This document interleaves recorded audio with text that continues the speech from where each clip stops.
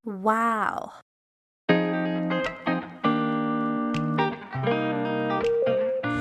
Yun, so what's up? Sana maayos na kayo. So bali ngayong araw na to, syempre, magluluto tayo ngayon ng pork adobo.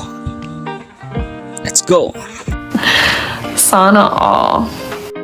So ayun, ito na nga, nakalatag na ang ating baboy, no, na binili natin sa palengke.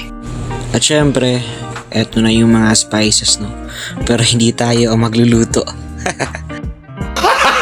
Gago! So bali, ang magluluto pala neto guys is yung misis ko. So ayan. Pwede ba ilayo mo sa akin to? Ayoko makita ito. Maita ulo ko. So ito na yung mga spices guys, no. Merong bawang, sibuyas, laurel, tsaka black pepper. At syempre pagkatapos hugasan yung baboy, yun, hiniwan na ni misis isa-isa. No. Ayan, tamang hiwa lang sa dyan. At so ito na nga, ang ating baboy, no, na kakatapos lang kinat ni misis. Ayan, bali 1 kilo lang pala to.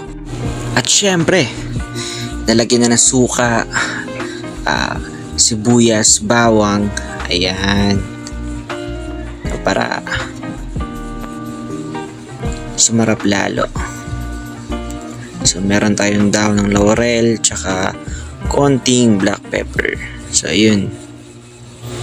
At syempre, ito ang ating final touch, no. Itong asin. Ito na nga, simmer muna natin ng 20 to 30 minutes, no, para lumambot yung baboy.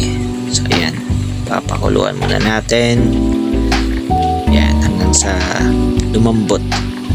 At syempre, konting mekos-mekosan tayo dyan, insan.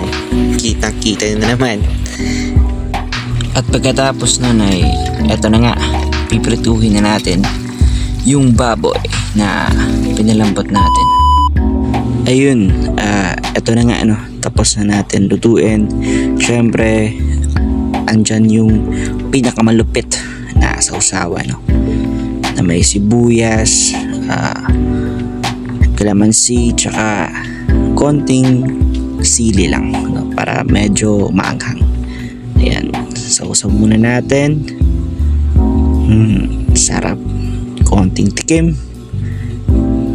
Ayun.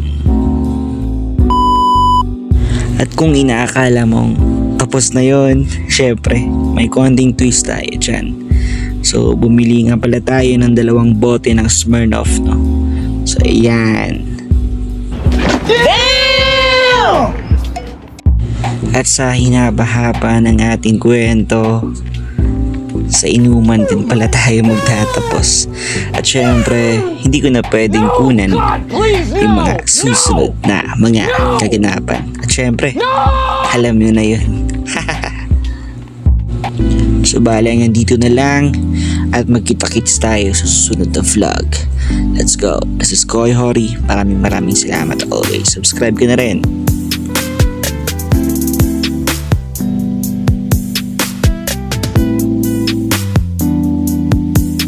Yeah, boy.